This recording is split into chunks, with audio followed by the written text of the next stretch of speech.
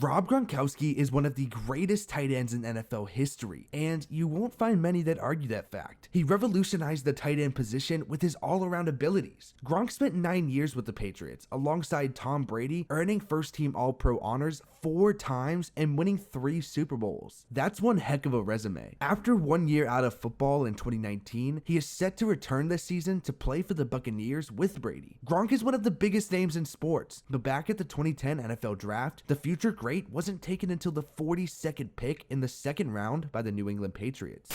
This is Who Was Drafted Before Rob Gronkowski. Before we talk about the players taken ahead of Gronkowski, let's take a look at his rise to superstardom and how he made his way to the sunny beaches of Tampa Bay. Robert James Gronkowski, Gronk for short, was born on May 14th, 1989 in Amherst, New York. His father, Gordon, played offensive guard at Syracuse. Rob has 4 brothers, all of which went on to play professional sports. He grew up playing hockey, later ditching the sport for basketball. Gronk attended Williamsville High School, where he played tight end and defensive end. He was also the Spartans center on the basketball court and played first base for the baseball team. His junior year, Gronk had 648 yards and 7 touchdowns on offense, adding 73 tackles and 6 sacks on defense. He was named to All-State second team. Ahead of his senior season, Gronk moved to Pittsburgh, Pennsylvania, attending Woodland Hills High School for his final year of high school. He was originally deemed ineligible to play due to his transfer, but it was later overturned. He had 152 yards and 4 touchdowns for the Wolverines. Gronk earned All-State honors and started to gain some recognition. He had offers from the likes of Kentucky, Clemson, Louisville, Maryland, Ohio State, and Syracuse, but opted for Arizona.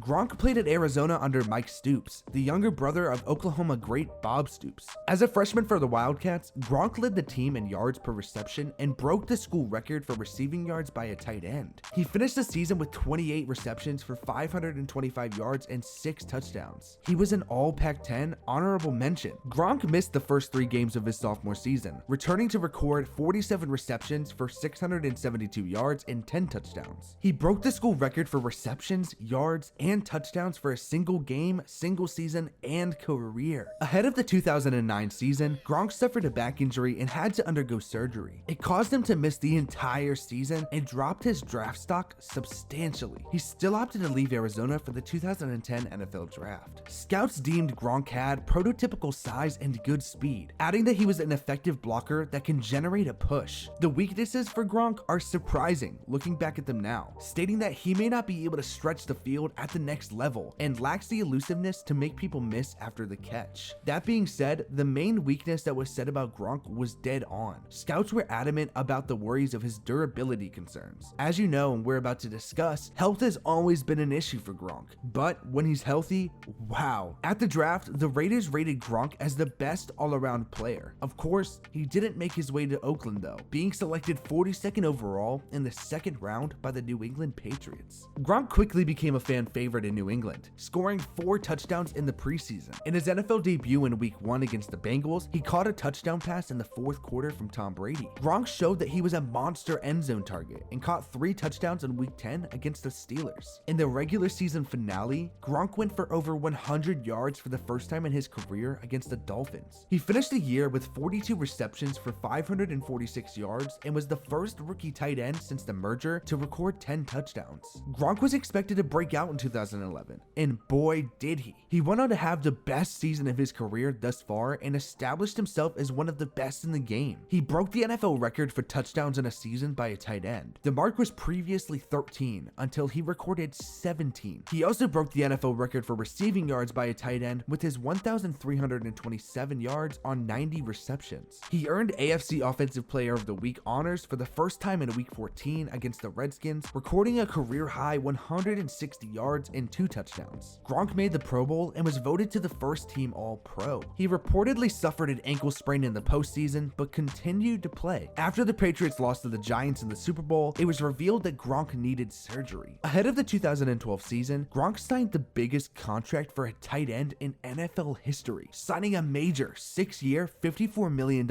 extension. After many injury and durability concerns going into the draft, Gronk didn't miss a single game over his first 2 seasons. However, that was soon to change, as the star missed 14 games over the next 2 seasons. He suffered a broken forearm in Week 11 of 2012, which he later injured again and would soon after be infected. He also also tore his ACL and MCL in week 14 of 2013. Over the 2-year span, Gronk had 94 receptions for 1,382 yards and 15 touchdowns. He rebounded well after injury, managing to only miss a game apiece for the next 2 years and recording over 1,000 yards and over 10 touchdowns in both seasons. Gronk captured his first Super Bowl victory in the 2014 postseason, recording 68 yards in a late fourth quarter touchdown and a nail-biter win over the Seahawks. Gronk was a Pro Bowl selection and a member of first-team All-Pro both seasons. He had 2,300 yards and 23 touchdowns off 154 receptions over the 2-year period. Additionally, he was named 2014 Comeback Player of the Year. He appeared on the NFL Top 100 list 3 times, with his highest ranking coming in at 9th after the 2015 season. The next 3 seasons of Gronk's career were widely plagued with injuries as he missed 13 games, but that didn't stop him from recording a 1,000-yard season. He had 2,306 yards and 14 touchdowns on 141 receptions during his final 3 years in New England. He dealt with a hamstring injury in 2016 and later injured his back and needed surgery to repair a herniated disc. He landed on injured reserve where he remained while the Patriots went on to beat the Falcons in one of the craziest comebacks in Super Bowl history. He returned to the Pro Bowl and first-team All-Pro the following season, missing 2 games. He recorded over 100 yards in the Patriots' Super Bowl loss to the Eagles. As you may remember, the 2018 season was quite the roller coaster for Gronk. It was reported that he met with Bill Belichick ahead of the season, mulling retirement. He was reported traded to the Lions ahead of the season, but threatened to retire in order to nix the deal. He later expressed that he would only ever play for Brady and said, "Brady's my QB." He wasn't lying. He played in his second Super Bowl victory, finishing with 87 yards and a win over the Rams. On top of that, he set the career record for catches and yards for a tight end in the big game. After he secured his 3rd ring, Gronk shocked the football world at the age of 29 years old when he opted to retire. He talked later about how the pain and injuries had taken a toll on his mental health. He was quoted saying, "I was not in a good place. Football was bringing me down and I didn't like it. I was losing that joy in life." Gronk has always been a man of the cameras and joined Fox Sports as an analyst. He later signed a contract with the WWE and hosted WrestleMania. There's no doubt he had a lot of fun in his time off, but once longtime teammate Tom Brady left Foxborough for the sunny beaches of Tampa Bay to play for the Buccaneers, he expressed his desire to return to play with Brady and was consequently traded for a compensatory 4th-round pick as the Patriots still owned his rights. Injuries have always been a factor with Gronk, but he's one of, if not the most talented tight end in NFL history. And who could forget his resurrection of the spike touchdown celebration? He is a 3-time Super Bowl champion, 4-time first-team All-Pro, and 5-time Pro Bowl selection. Gronk was recently named to the 2010s All-Decade team and was named to the NFL 100th Anniversary All-Time team. In addition, it would be unfair for us not to express that he isn't just a fantastic target, but one hell of a blocker. He's one of the greatest tight ends to ever play, and lucky for us, we get to see him lace up his cleats again in 2020. Now that we know how Gronkowski became one of the biggest figures in sports, let's take a dive into those taken before him.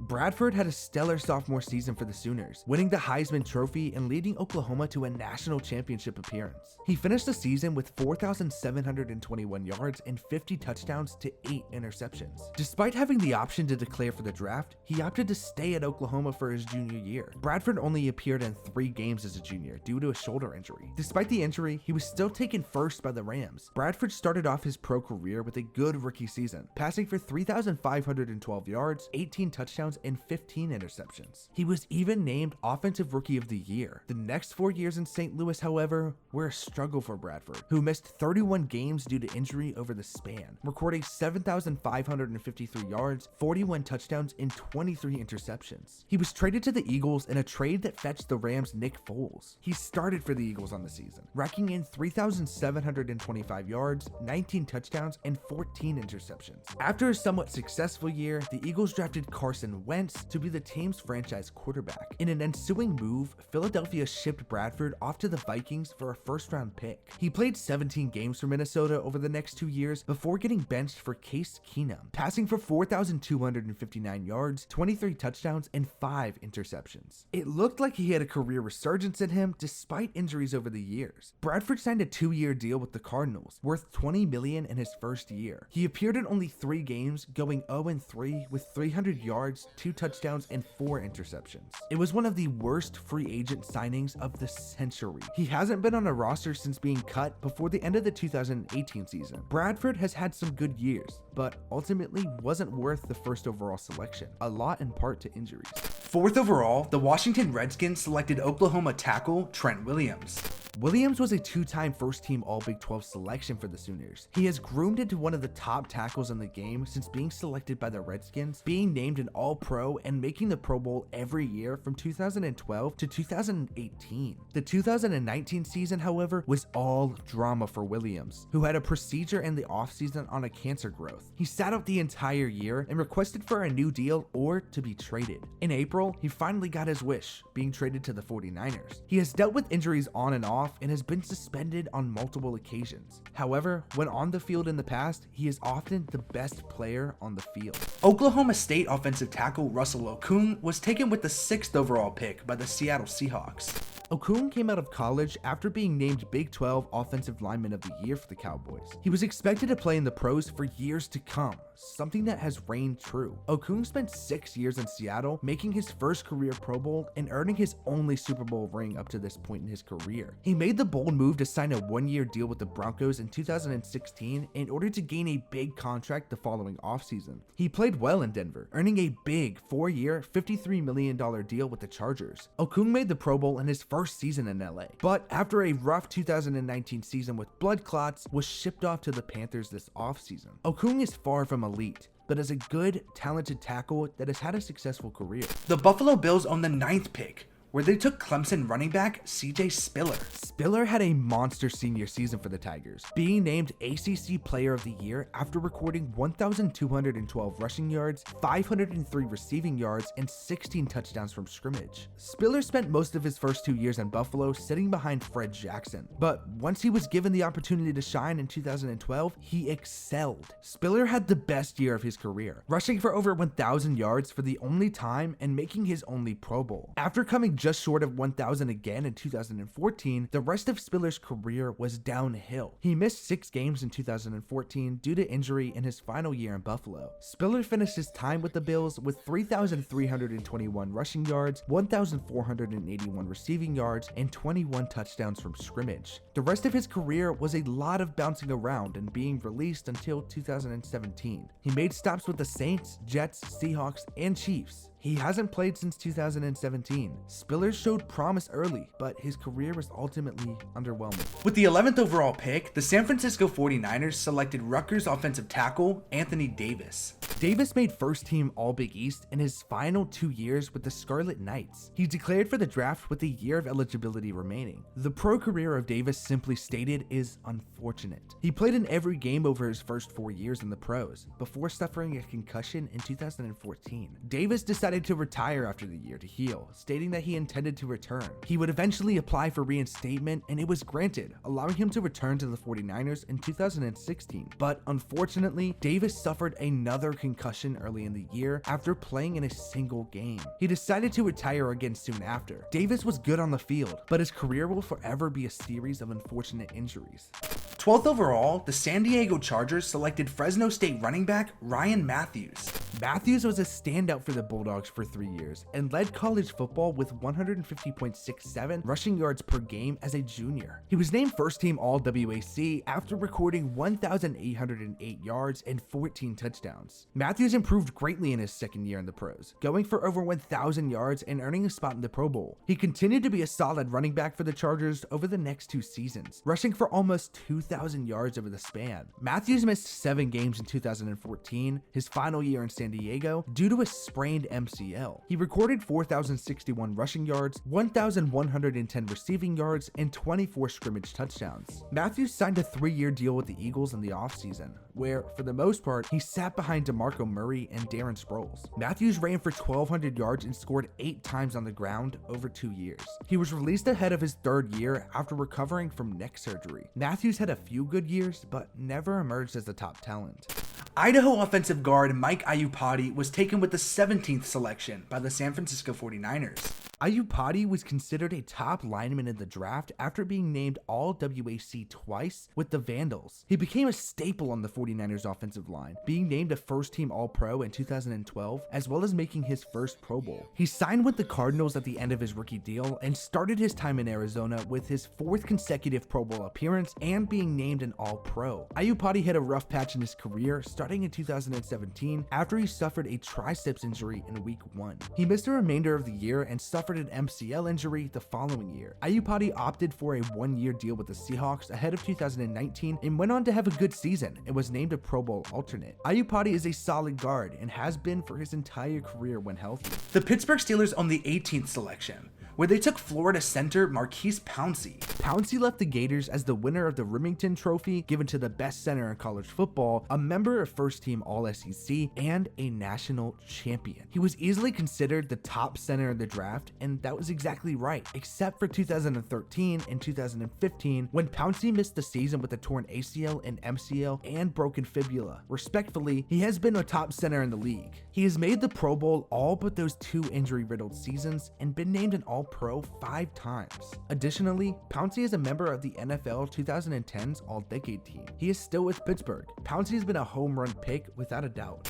With the 21st pick, the first tight end was taken off the board when the Cincinnati Bengals took Oklahoma's Jermaine Gresham. Gresham was dynamic in his junior season at Oklahoma, being named first-team All-Big 12. He missed his entire final season in college with a knee injury, but that didn't stop him from going in the first round to the Bengals. Gresham impressed early in Cincinnati, setting the team rookie record with 52 receptions and making the Pro Bowl the following 2 seasons. His best season of his career came in 2012, recording over 700 yards, but his production began to dip in 2013 with the addition of rookie Tyler Eifert. Gresham reunited with former quarterback Carson Palmer in the 2015 offseason with the Cardinals. He had 2,722 yards and 24 touchdowns in his time in Cincinnati. Gresham never went for over 400 yards in Arizona, recording 1,030 yards and 5 touchdowns in 4 seasons before being released. Gresham was solid, but never became a true star.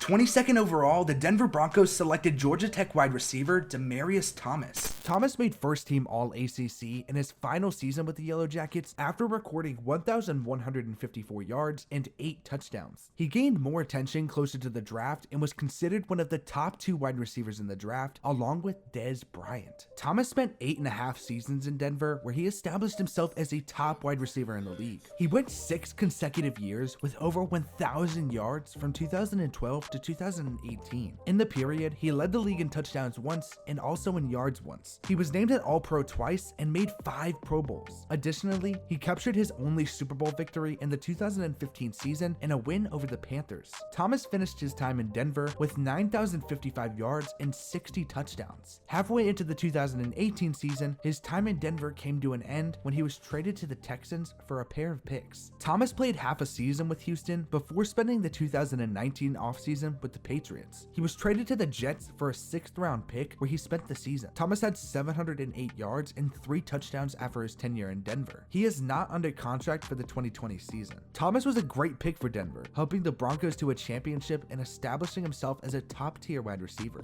Iowa offensive tackle Brian Bulaga was taken with the 23rd selection by the Green Bay Packers.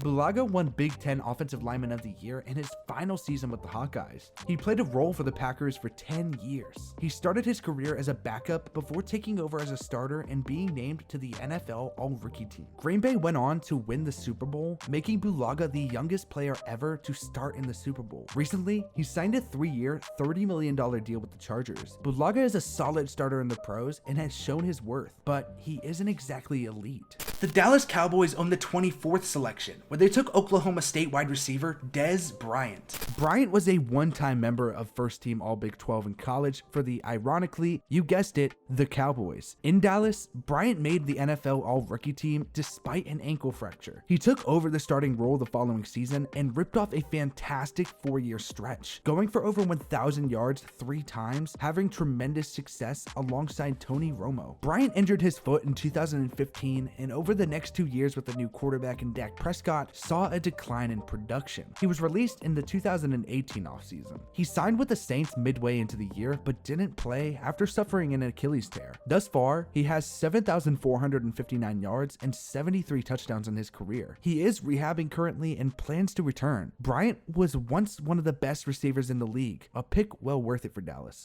With the 25th pick, the Denver Broncos selected Tebow mania himself, Tim Tebow. Tebow was one of the most decorated college players ever, leading the Gators to a national championship after winning the Heisman the year prior. Throughout his career, he had 9,286 yards and 88 touchdowns to only 16 interceptions. Tebow only started over 3 games once in the NFL, during a magical 2011 season. After a bad 1-3 start, Tebow took over as the Broncos starter and thus began Tebow mania. In the midst of the season, Denver went on a 6-game heater that helped propel them into the playoffs. Tebow mania continued for at least 1 game in the postseason, as in the wild card round against the Steelers, the game went to overtime, and on the first play,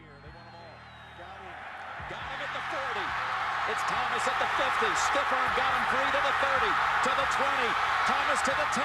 Denver's going on the New England. Tebow mania was a blast, and it even landed him a spot on the NFL Top 100 list going into the 2012 season. But that win against the Steelers was the final of his career. He spent brief time with the Jets, Patriots, and Eagles after, but only threw 8 total passes after his time in Denver. Tebow had 2,422 passing yards, 989 rushing yards, and 29 touchdowns to 9 interceptions in his career. He is still well known for his Christian values and his active Tebowing. Tebow made a shocking switch to baseball and has been a member of the Mets organization since 2016. Tebow has always been a top-tier name, but he simply didn't work out in the pros. 30th overall, the Detroit Lions selected Cal running back Javed Best. Best was a 2-time first-team All-Pac-10 member with the Golden Bears and opted to forgo his senior season for the draft. Unfortunately, the NFL never worked out for Best. He spent 3 seasons in the league, only appearing in 2 of them, recording 945 rushing yards, 774 receiving yards, and 9 touchdowns. Best suffered 2 concussions in 2011 alone, ending his season and ultimately missing 2013 with post-concussive symptoms. He was released in 2013 and hasn't returned. Best's athletic career luckily wasn't over. He competed at the 100 meters in the 2016 Summer Olympics for Team USA. Best never panned out in the NFL, but injuries were mainly to blame.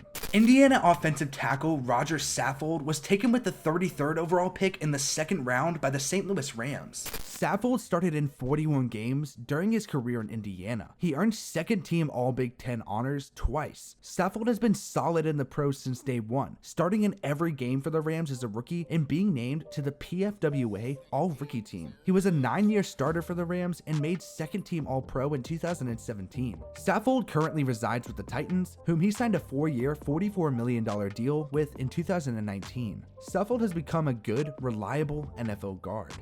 The Kansas City Chiefs own the 36th selection, where they took Ole Miss running back Dexter McCluster. McCluster was a 2-time All-SEC member during his time with the Rebels. He was a 1-time All-Pro and Pro Bowl member for his 2013 campaign on special teams. After 4 years in Kansas City, he spent 2 years with the Titans and 1 with the Chargers. In his NFL career, he had 1,042 yards and 2 touchdowns on the ground. He was mainly used through the air on offense, with 1,993 yards and 7 touchdowns. McCluster returned to football in 2018, recording 117 rushing yards and 111 receiving yards for the Toronto Argonauts of the CFL. He most recently played for the Massachusetts Pirates of the NAL in 2019. McCluster was a good special teams talent, but never anything more. With the 39th pick, the Tampa Bay Buccaneers took Illinois wide receiver Aurelius Bent. Ben was the Big Ten Freshman of the Year during his first season with the Fighting Illinois. He spent 3 seasons in Tampa Bay before being released. He accumulated a total of 862 yards and 5 touchdowns for the Buccaneers. He was traded to the Eagles, where he was later released. Ben spent most of 2014 out of football, but returned in 2015 when he signed with the Jaguars. He spent 3 seasons in Jacksonville, recording 128 yards and a touchdown. He hasn't played since. Ben never truly produced in the pros.